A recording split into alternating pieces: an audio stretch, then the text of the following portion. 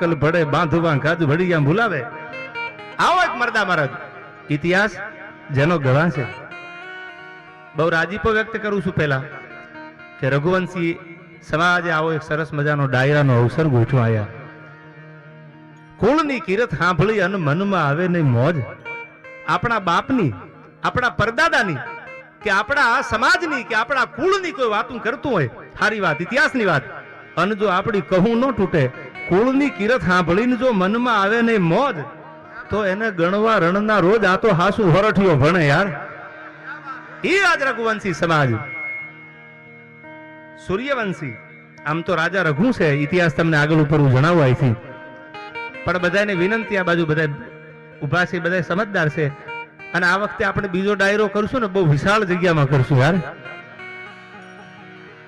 અમારે કારણ કે આયોજકોને એવું હશે કદાચ આપણે ડાયરો કરીએ તો 2-5 હજાર માણસ થઈ જાય, પણ એમને ઈ ખબર નથી કે પોતાના બાપના ગુણ સાંભળવા કયા દીકરાને કહું ન તૂટે યાર.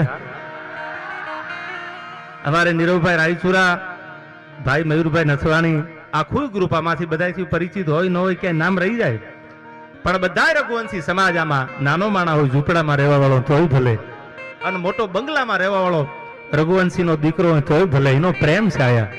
અને પ્રેમના ભાથાએ પોતાના બાપ દાદા ને કીધું એમ કુળની કિરત સાંભળી મનમાં આવે નહીં મોજ. એવો દાદો જસરાજ.